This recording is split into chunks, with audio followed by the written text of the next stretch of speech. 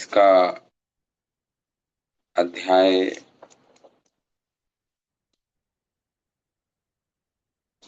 अध्याय था इसका। हम रास नृत्य पर थे। अध्याय 33। तो इस प्रकार भगवान ने रास नृत्य किया गोपियों के साथ। इस पे थे हम। और तो गोपियां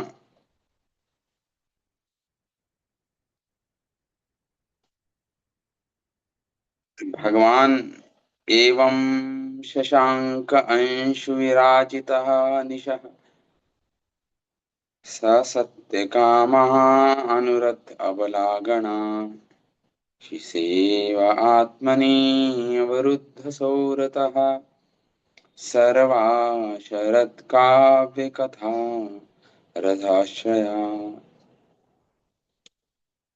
तो इस प्रकार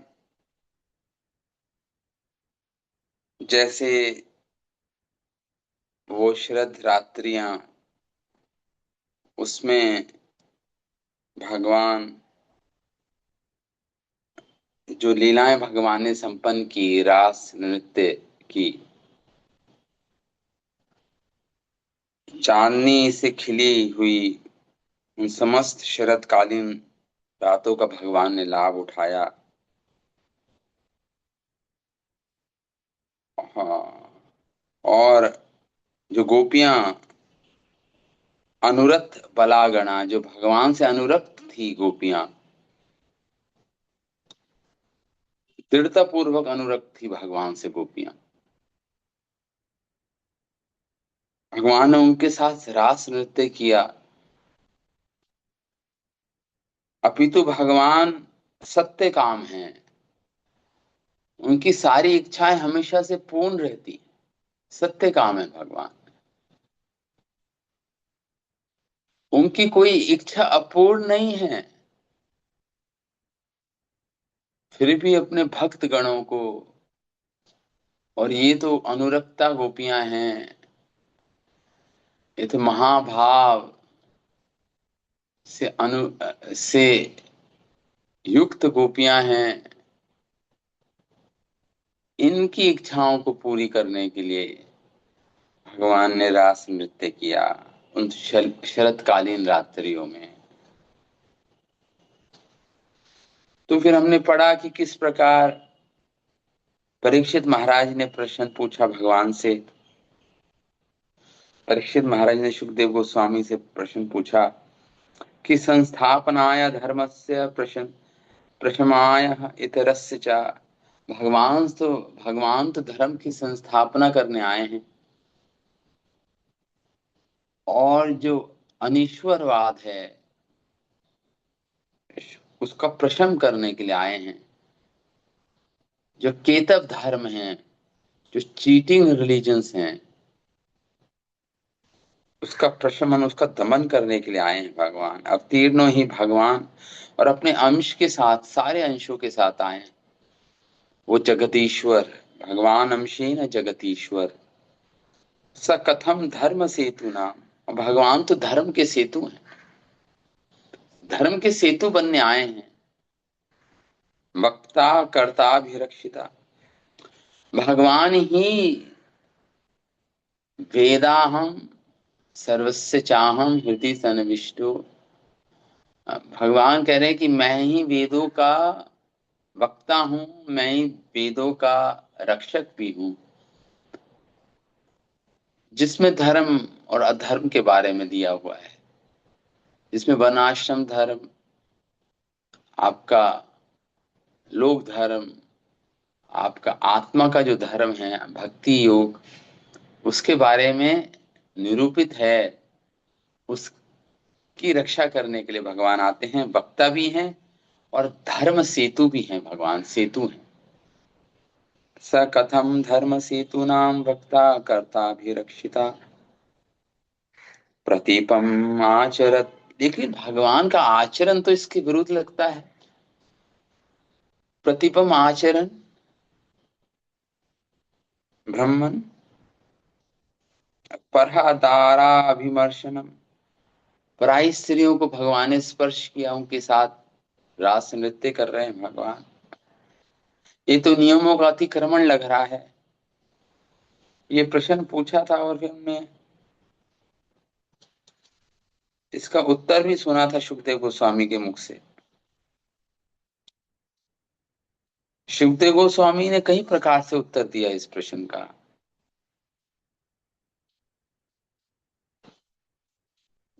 ये तो दूसरा प्रश्न ये था परीक्षित महाराज का कि आप तो काम हो यदुपति ही। भगवान यदुकुल, यदुकुल तो बड़ा ही धार्मिक कुल माना जाता है। यदु महाराज बड़े ही धर्मनिष्ठ नेता थे, राजा थे। वैसे वो उस कुल में जन्म भगवान ने लिया, अवतीर्ण हुए हैं भगवान यदुकुल में, यदुपति ही। आप्त कामो, भगवान पूर्ण रूप से आप्त काम है। कृतवान वे जुगुप्सितम। लेकिन भगवान ने कृतवान संपन्न किया जुगुप्सित कार्य, जो जो जो निंदनीय है, जुगुप्सित, जो निंदनीय कार्य भगवान ने किया।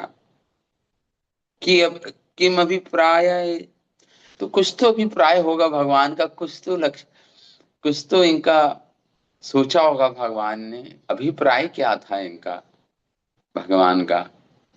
किम अभिप्राय एतन्नः संशयं छिन्दी सुव्रत। हे व्रतधारी सुखदेव गोस्वामी, हे सुव्रत, व्रत के धारी, कृपया इस संशय को छिंद कीजिए। हाँ, इस संशय को हटाइए हमारे। हमारे संशय, जो संदेह है उसको काट दीजिए प्रभु, काट दीजिए इस संदेह को।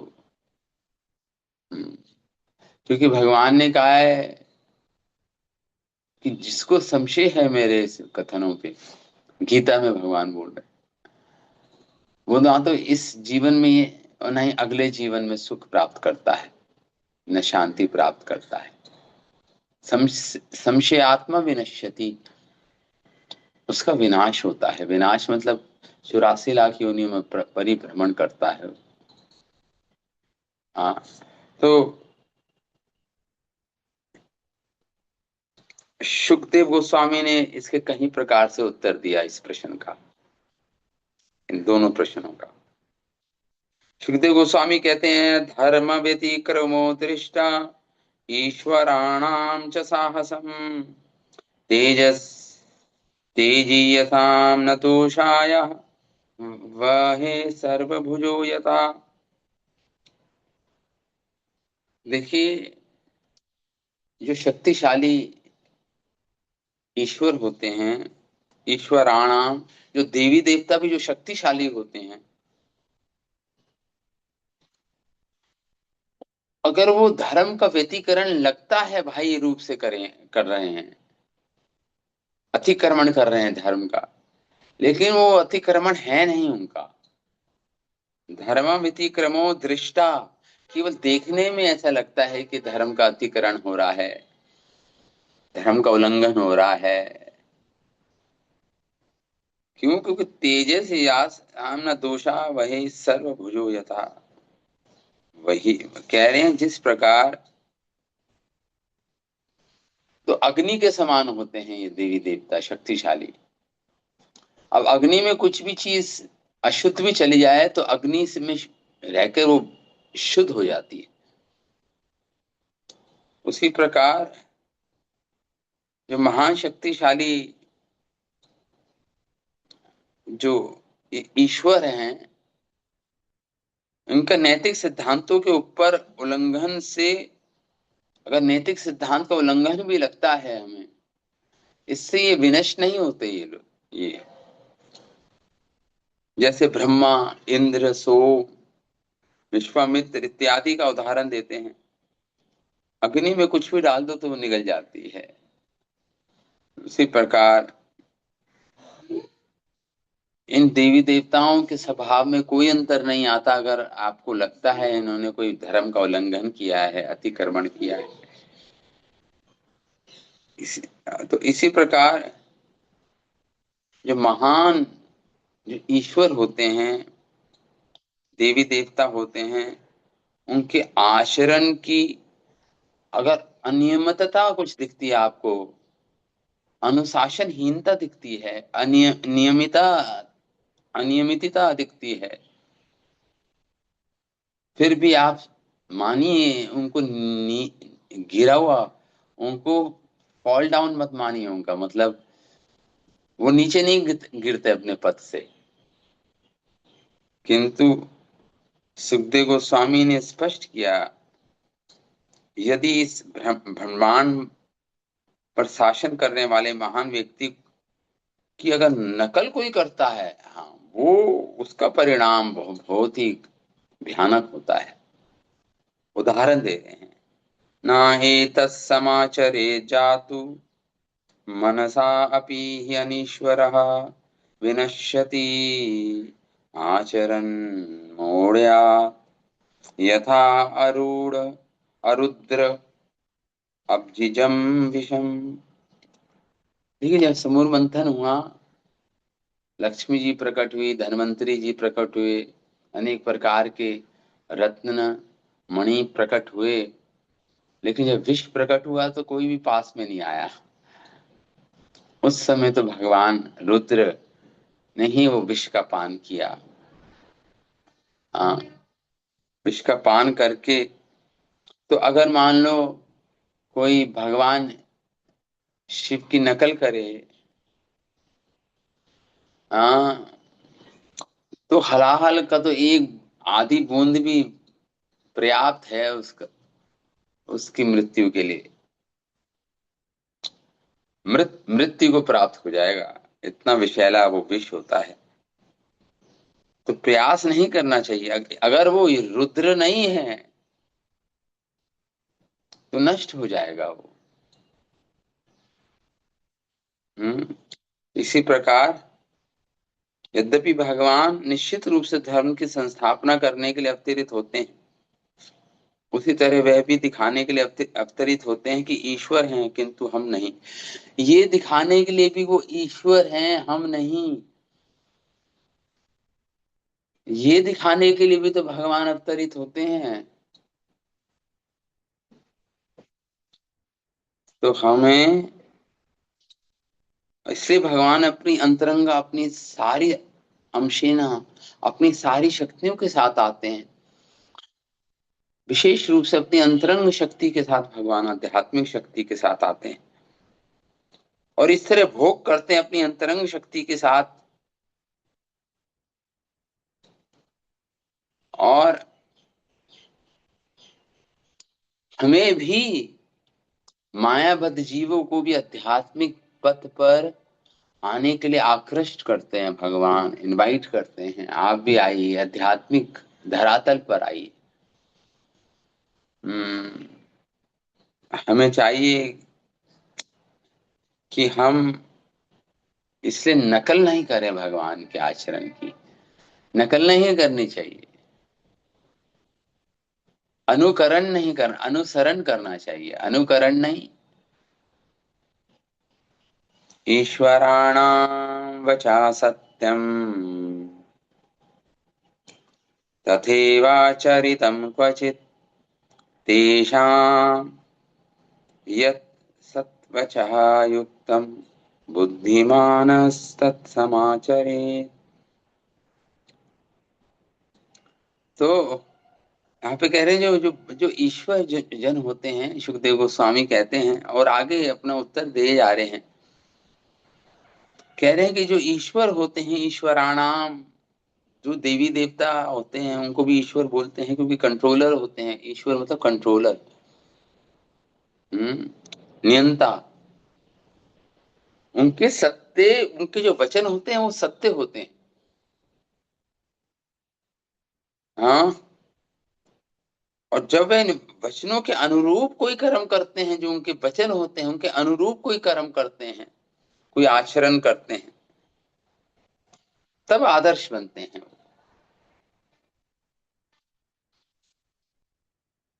इसलिए इसलिए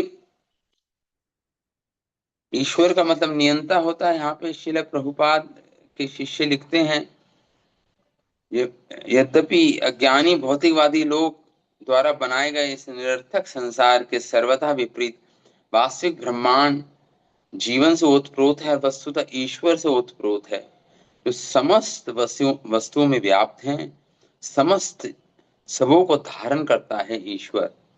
भगवान तथा असंख्य जीव जिनमें हम भी सम्मिलित हैं, उनके निजी संबंध ही वास्तविक संबंध है।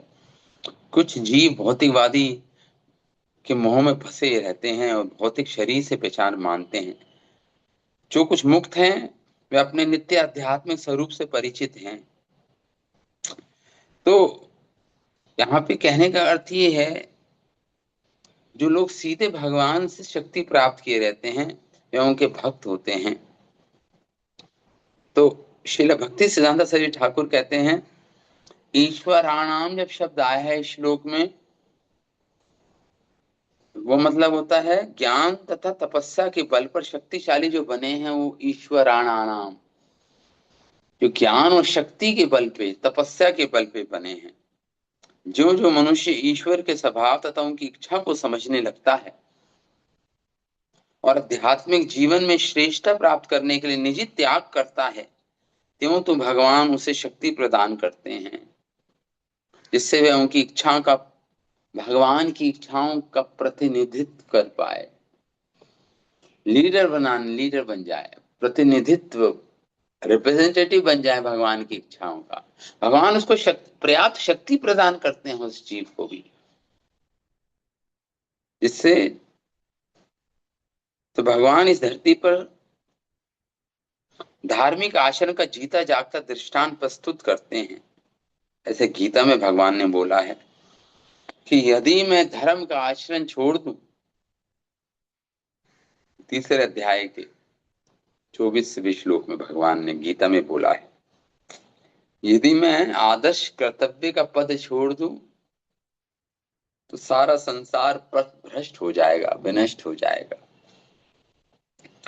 इस तरह भगवान ने अपनी विविध अवतारों द्वारा ये दिखलाया कि इस जगत में किस तरह उचित कर्म करना चाहिए। इसका उत्तम उत्तम उदाहरण है भगवान रामचंद्र, जिन्होंने राजा दशरथ के पुत्र के रूप में अद्भुत आचरण दिखाया। किंतु जब साक्षात भगवान कृष्ण की बात होती है तो वह चरम धर्म का भी प्रदर्शन करते हैं। वह केवल आदर्श धर्म का प्रदर्शन नहीं करते, वो टॉप मोस्ट धर्म, जो चरम धर्म है, उसका भी प्रदर्शन करते हैं। उस उसकी आप नकल नहीं कर सकते, क्योंकि ये चरम धर्म सारे जीवों के जो धार्मिक आदर्श जो स्थापित किए वेदों ने मर्यादा स्थापित किए, उससे परे धर्म है। इसे पर धर्म बोलते हैं। और उनके परम पद की नकल कोई नहीं कर सकता। परम पद का जो धर्म का आचरण, समस्त धर्मों में अग्रगण्य इसी सिद्धांत का कि भगवान अद्वितीय हैं, ये सिद्धांत स्थापित होता है भगवान के आचरण से। भगवान अद्वितीय हैं, उनके समान कोई नहीं, उनसे बढ़कर कोई नहीं। तो सुखदेव गोस्वामी ने बताया, कोई भी व्यक्ति लीलाओं की नकल दुष्परिणामों को भुगतने बिना नहीं कर सकता। दुष्परिणाम निकलते हैं अगर आप नकल करोगे। तो भगवान अंत में भगवान तथा उनके शक्ति प्रदत्त दासों में अंतर करना चाहिए होगा।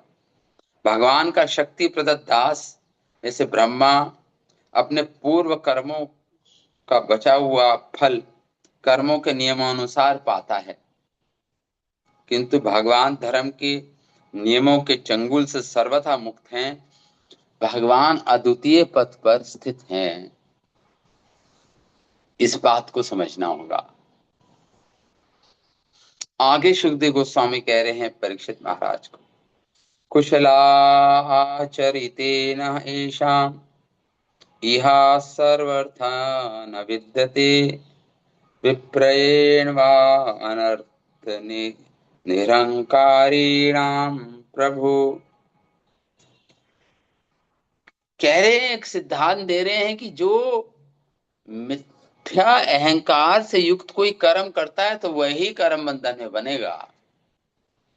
अगर वो अपने कर्मों का अपने आप को कर्ता मानता है, अपने आप को अपने कर्मों का भोक्ता मानता है, तभी वो कर्म में बंधेगा, नहीं तो कर्म बंधन में नहीं फंसेगा वो। यही यहाँ पे कह रहे हैं, कुशला आचितरे आचि आचरितेन येषाम् इह सर्व न विद्यते। अगर वो कुशल है, जानता है इस कर्म के सिद्धांतों को, इस मिथ्या अहंकार से रहित वे महान व्यक्ति इस जगत में पवित्र भाव से कर्म करता है, तो उसमें उसका कोई स्वार्थ भाव नहीं होता। तो अगर ऊपरी रूप से पवित्रता के नियमों के विरुद्ध लगने वाला वो जो अनर्थ है या जो कर्म है जो करता है, ऊपरी रूप से जो लगता है, तो भी उसको पापों का फल नहीं भोगना पड़ता। देखिए, भारी रूप से तो हम देखते हैं, लेकिन जो क्या वो भोगता है, क्या वो करता है, अपना आपको कर्ता मान रहा है, ये अहंकार युक्त है? अगर नहीं है तो उसको उसके अगर वो पाप लगता भी है आचरण में, उसको उस पापों के कर्मों का फल भोगना नहीं पड़ता। ये एक सिद्धांत है।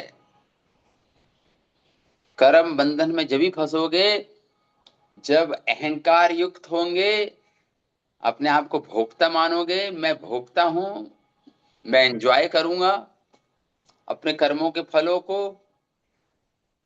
और मैं करता हूं, मैं डूअर हूं।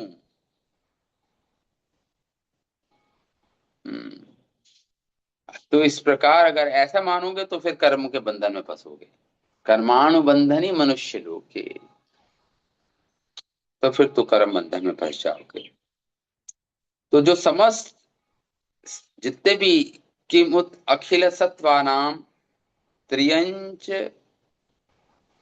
मृत्योकसाम इशतु च इशितव्यानाम कुशल अकुशल अन्वया। जो जितने भी सृजित प्राणी पशु मनुष्य देवता के स्वामी भला इस उस शुभ अशुभ से किस प्रकार का संबंध कैसे रख सकते हैं? जो कुशला अकुशला अन्वया, वह कैसे रख सकते जब उनके भक्त ही, भगवान के भक्त ही कर्म बंधन से मुक्त हो जाते हैं, तो भगवान किस किस प्रकार कर्म बंधन में फंसेंगे? जब भगवान के द्वारा शक्ति प्रदत्त महापुरुष ही कर्म बंधन से मुक्त हो जाते हैं, जिन्हें जीवन मुक्त अवस्था बोलते हैं जिसे, तो फिर भगवान के विषय में कीमत न्याय, तो फिर भगवान के विषय में क्या कहा जाए? क्योंकि अखिल जो जितने भी कर्म नियम आप देखते हो इस संसार में, जिसमें हम सब फंसे हुए हैं, अलग अलग परिस्थिति में हैं, कर्मों के नियमों के अनुसार, कर्म सिद्धांत के अनुसार, उन्हीं के भगवान के द्वारा ही बनाया गया है वो। और उनकी सर्वशक्तिमान इच्छा का प्रतीक है ये कर्म का नियम। अतः वे जो भी कर्म कार्य अपनी शुद्ध इच्छा से करते हैं, उसकी आलोचना एक सामान्य व्यक्ति कैसे कर सकता है? सुखदेव गोस्वामी कह रहे हैं, परीक्षित, तो भगवान के आश्रित भक्त जन ही कर्म बंधन से मुक्त हैं, तो भगवान को तो क्या कहना, उनके बारे में तो कहा क्या कहा जाए। यद पाद पंकनिषेव तृप्तायो निषेव तृप्ता योग प्रभाव विधुत अखिल कर्म बंधा स्वरेरम चरन्ति मुनयोऽपि न नय्यमाना तस्या इच्छया आतवपुषः कुत एव बंधः। यही पॉइंट को बोल रहे हैं सुखदेव गोस्वामी श्लोक के माध्यम से। सुखदेव गोस्वामी कह रहे हैं कि जो भगवान के चरण कमलों की धूलि का सेवन करते हैं, यद पाद पंकज पराग निषेव, जो सेवा करते हैं भगवान की चरण धूलि की,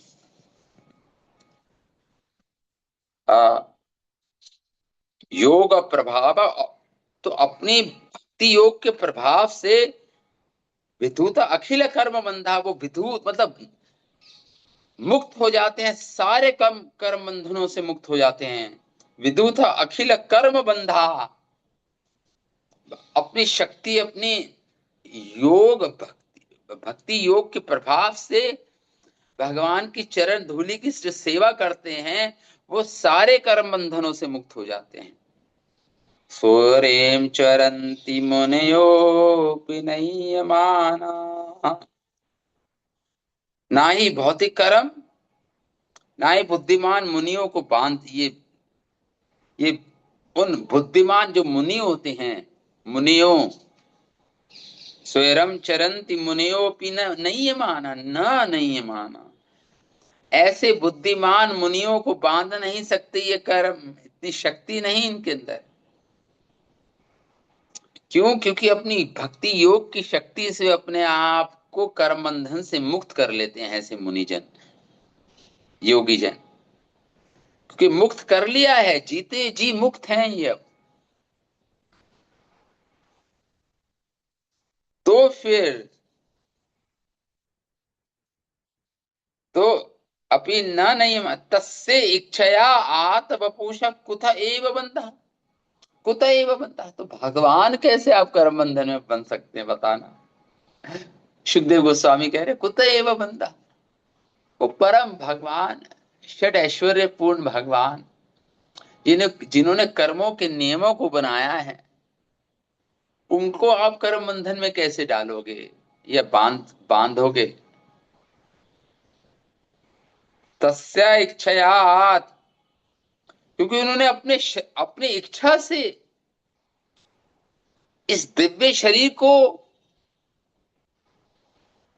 अपनाया है, अवतार लिया है, अपनी स्वेच्छा से उनको कर्म बंधन ने बाध्य नहीं किया। जैसे हमें एक परिवार में जन्म मिलता है, एक योनि में जन्म मिलता है, कर्म बंधन, कर्मणा देव नेत्रेणा, गीता कहती है कर्मणा देव नेत्रेणा,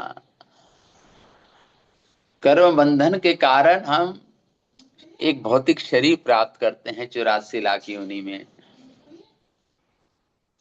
सद असद योनि जन्मशु, सद और असत योनियों में जन्म लेते हैं कर्मों के कारण। लेकिन भगवान को, भगवान तो अपनी तस्या इच्छया आत बपूषा, भगवान दिव्य शरीर को अपनी इच्छा से धारण करते हैं, ये भगवान है। तो इस प्रकार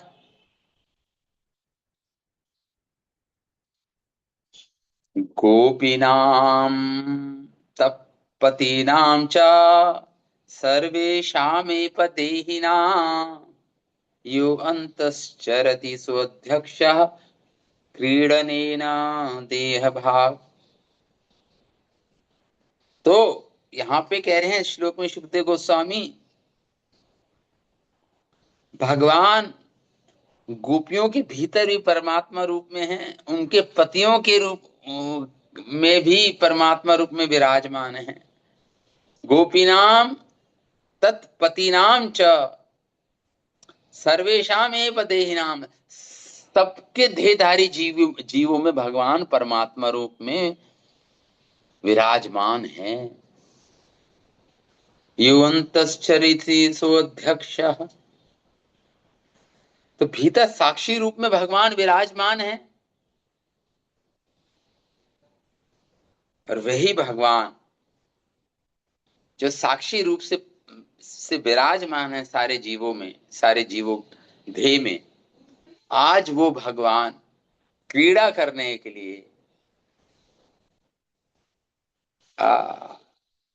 क्रीड़ा मतलब उनका खेल है, अपनी इच्छा से, क्रीड़ा ने न देह भाग, वो भगवान आनंद लेने के लिए, दिव्य लीलाओं का आनंद लेने के लिए, दिव्य लीलाओं का जो आध्यात्मिक पथ पर रहती हैं वो लीलाएं धरातल पर रहती हैं, उनका आनंद लेने के लिए भगवान अनेक अनेक अवतार धारण करते हैं इस संसार में। भगवान अपनी दिव्य लीलाओं का आनंद उठाने के लिए देह धारण स्वेच्छा से करते हैं। हम लेकिन हम, अगर हम जो आत्माएं हैं जो कर्म बंधन में फंसी हुई हैं, इस हम भी आते हैं इस संसार में कर्म बंधन के कारण, भौतिक जगत का शोषण करने के लिए आते हैं, हम भी आनंद प्राप्त करने आते हैं, क्योंकि है तो अंश भगवान के ही ना। और जब हम भौतिक जगत का आनंद उठाने के लिए मूर्खतापूर्ण हम प्रयास करते हैं संसार में, तो हमें प्रकृति के नियम, भगवान द्वारा एक शरीर प्रदान किया जाता है जिससे हम संसार का संदोहन, शोषण कर पाए।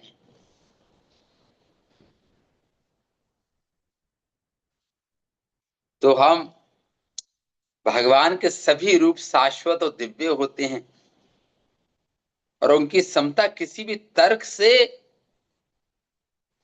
जो हम हार्ड मांस से बने शरीर है उसकी तुलना भगवान के दिव्य शरीर से नहीं कर सकते, क्योंकि श्री कृष्ण परमेश्वर हैं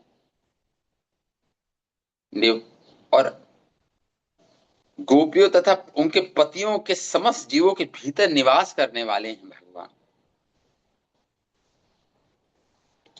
तो यदि उनके द्वारा जो सृजित प्राणी हैं हम सब, भगवान उनका आलिंगन करें तो इसमें कौन से पाप का आचरण है जरा बताइए।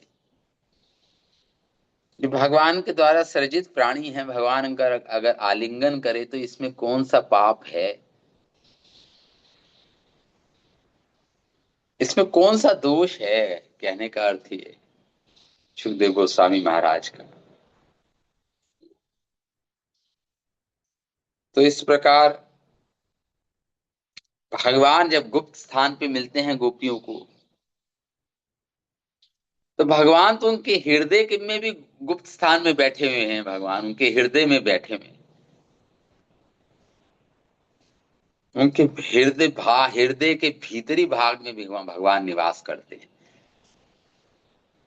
आगे सुखदेव गोस्वामी कह रहे हैं, अनुग्राहे भक्तानां मानुषम देहमास्थितः भजते तादृशी क्रीड़ा या श्रुत्वा तत्परो भवेत्।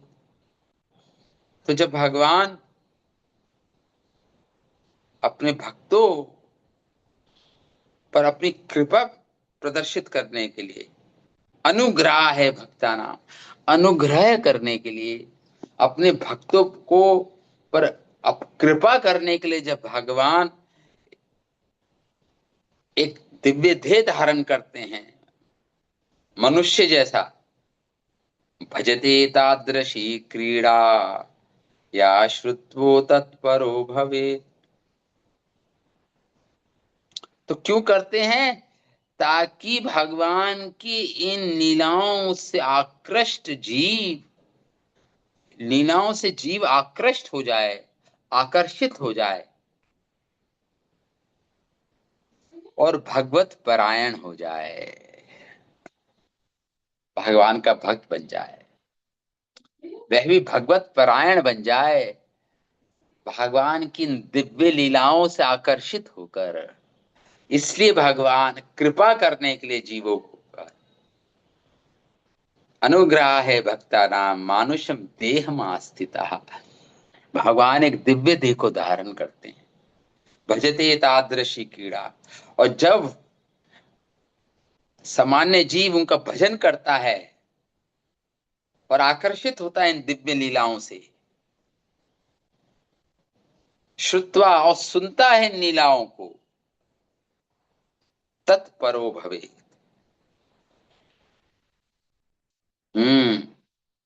तो वह भगवान तत्परो भवे, भगवत परायण बन जाता है, वह भगवान का भक्त बन जाता है। देखिए भगवान जब द्विभुज रूप में आते हैं, द्विभुज रूप में आते हैं, तो वह कृपा करके इस रूप को प्रदर्शित करते हैं अपना, जिसमें मानव समाज में बद उनके भक्त उनको देख सके, समझ सके। इसलिए श्री विश्वनाथ चक्रवर्ती ठाकुर लिखते हैं, ये कहकर भगवान की माधुर्य लीलाओं का यशोगान करते हैं कि इन प्रेम भरे कार्यों में बद्ध जीवों के दूषित हृदय को आकर्षित करने की अकल्पनीय दिव्य क्षमता है। इन भगवान के दिव्य कार्यकलापों में अकल्पनीय दिव्य शक्ति है, आध्यात्मिक शक्ति है इसमें। तो जब हम सुनते हैं, पढ़ते हैं,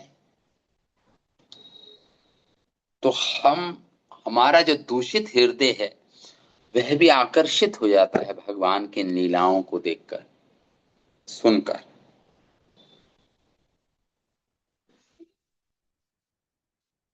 और निश्चित रूप से वो भक्त बनेगा जो भगवान की लीलाओं को सुनेगा, भगवान के दिव्य गुणों के बारे में सुनेगा, भगवान की दिव्य लीलाओं के बारे में सुनेगा, भगवान के शुद्ध भक्तों की चरित्रों के बारे में सुनेगा। निश्चित रूप से वो भक्त बनेगा। अगर भक्त नहीं बन रहा है तो मतलब उसको पर्याप्त कृष्ण कथा सुनने का अवसर नहीं मिल रहा। हम्म। ये सुखदेव गोस्वामी कह रहे हैं, न असूयन खलु कृष्णाय मोहितास् मोहितास्य तस्य मायया मन्यमाना स्वपाशस्थानः स्वान् स्वान् दारान् व्रज ओकसाम्। सुखदेव गोस्वामी कह रहे हैं, परीक्षित, कृष्ण की जो माया शक्ति है भगवान की, दो शक्ति होती है, एक महामाया, एक योग माया। योग माया भगवान की आध्यात्मिक शक्ति होती है, और महामाया दुर्गा जी जिनका प्रतिनिधित्व करती हैं, वह भगवान की भौतिक शक्ति होती है। तो कृष्ण की जो माया शक्ति से मोहित वो जो ग्वाले थे,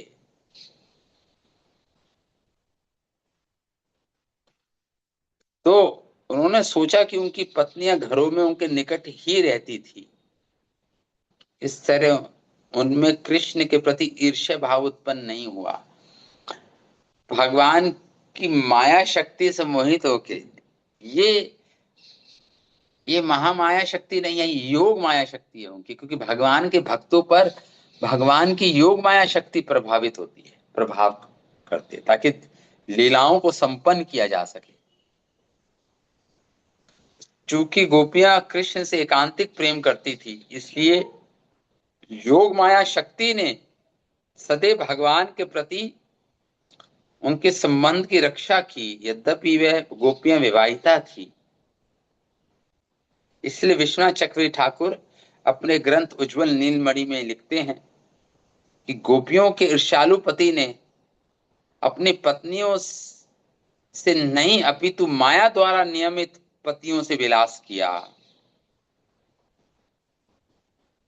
अपने पतियों से नहीं बल्कि माया द्वारा जो निर्माण किए गए थे जो पति, उनके साथ विलास किया था गोपियों ने। इस तरह पुरुषों का ब्रज की देवियों से कोई घनिष्ठ संबंध कभी नहीं हुआ। जो संबंध हुआ वो माया द्वारा सृजित गोपियां थी, वो रियल गोपियां नहीं थी। कृष्ण ने पराकीय रस को उत्पत्ति के लिए, पराकीय रस मतलब आउट ऑफ वेडलॉक, ये पराकीय भाव सबसे उच्चतम भाव है आध्यात्मिक जगत में।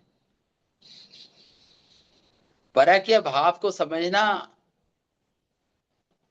बड़ा ही कठिन है, लेकिन पराकीय भाव की भक्ति ही भगवान ने प्रचार किया ब्रज में। तो कृष्ण ने पराकीय रस की उत्पत्ति के लिए अन्य पुरुषों के साथ उनका व्यवहार रचाया। इन गोपियों का पराकीय रस, ये लीलाएं नितांत शुद्ध हैं क्योंकि भगवान की लीलाएं हैं। और संत पुरुष इस परम दिव्य घटनाओं का रसास्वादन अनंत काल से करते आ रहे हैं, जो महान पुरुष होते हैं। आगे सुखदेव गोस्वामी अपने उत्तर का अंत करते हैं। ब्रह्मरात्र उपाव्रते वासुदेव अनुमोदिता अनिच्छन्तो ययुर्गोप्या सुग्रहान भगवत प्रिया। देखिए ब्रह्मा जी की एक रात्रि कितनी बड़ी होती है पता है आपको? ब्रह्मा 1000 हमारे चतुर्युग बीत जाएं, 1000 सहस्त्र पर्यंतम, 1000 चतुर्युग बीत जाए तो ब्रह्मा जी की का एक दिन होता है, उतनी बड़ी ब्रह्मा जी की रात होती है।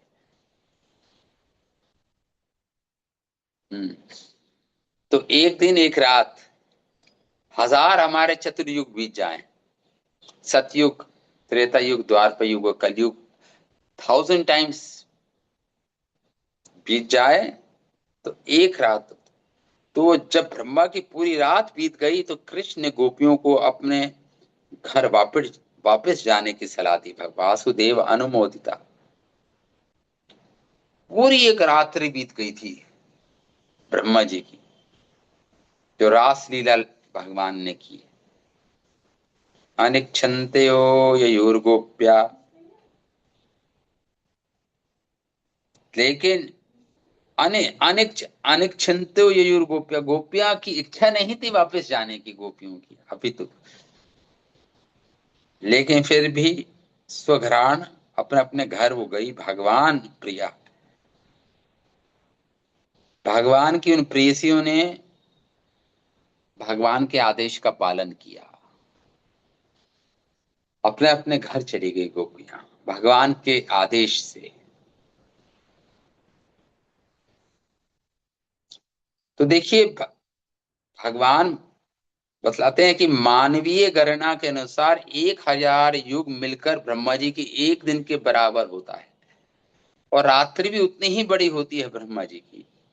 अतः जब भगवान कृष्ण ने अपना रास नृत्य किया तो 12 घंटे की एक रात्रि में 1000 युग प्रवेश कर गए। 1000 युग प्रवेश कर गए 12 घंटे की एक रात्रि में। विश्वनाथ चक्रवर्ती ठाकुर लिखते हैं कि इस अकल्पनीय काल की तुलना इस तथ्य से करते कि पृथ्वी पर वृंदावन के चारों ओर लगभग 40 मील में अनेक ब्रह्मांड समा सकते हैं।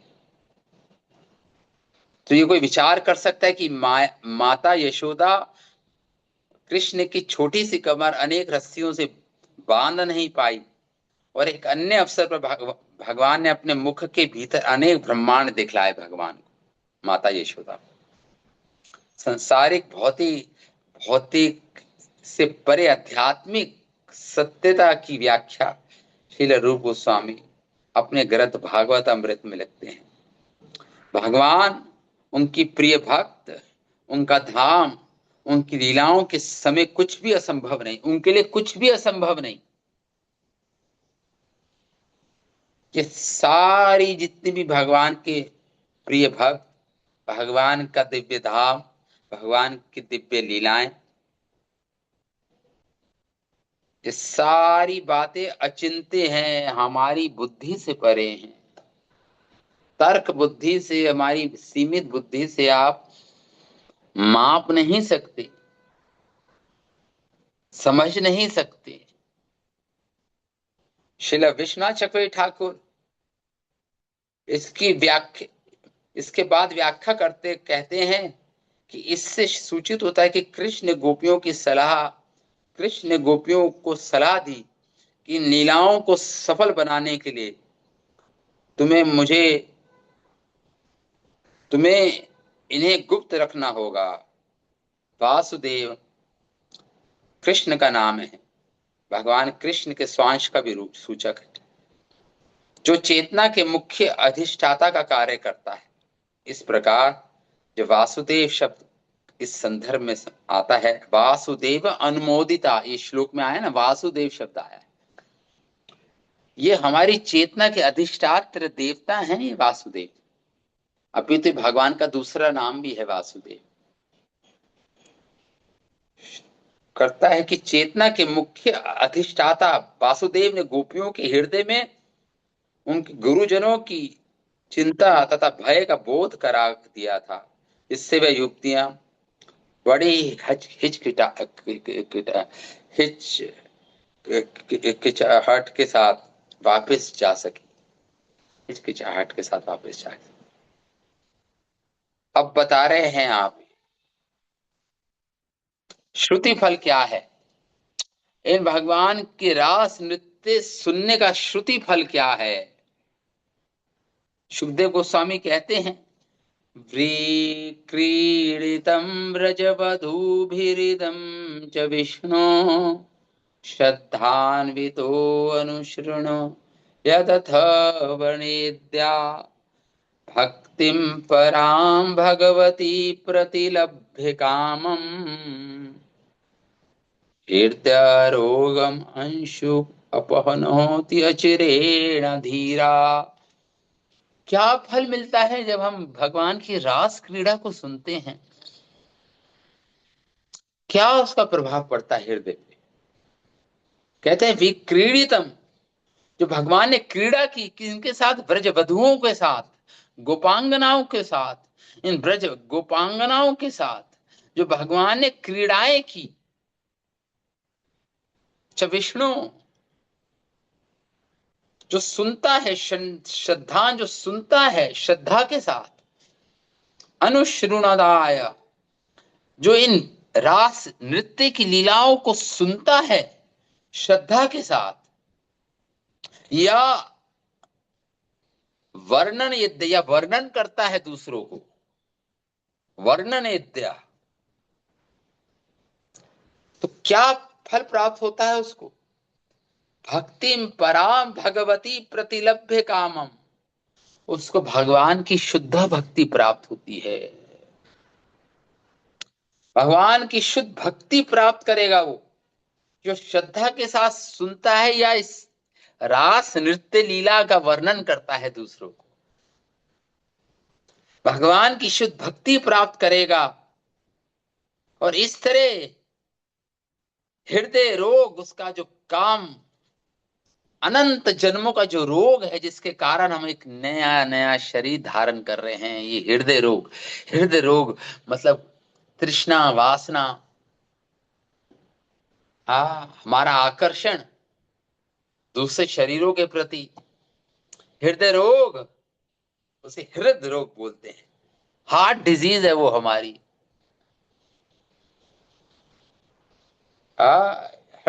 हृदय रोगम अशु, तुरंत, अशु मतलब इमीडिएटली, अपन होती अचिरेण धीरा,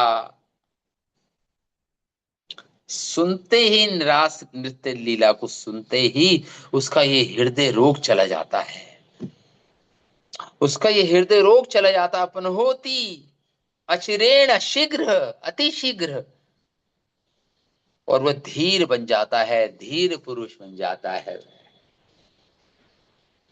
वह काम वासना रूपी हृदय रोग को जीत लेता है और धीरा बन जाता है। धीर धीरा अपी न मोह्यति, और मोह को प्राप्त नहीं होता।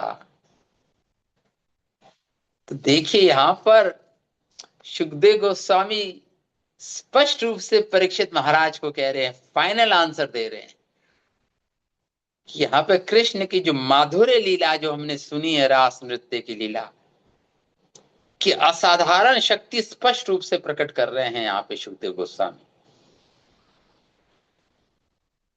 तो गुणात्मक दृष्टि से भगवान की आध्यात्मिक प्रेममय लीलाएं भौतिक वासना पूर्ण जो व्यापार है, जो इस संसार में भौतिक वासना पूर्ण व्यापार है, उससे विपरीत होती है भगवान की लीलाएं।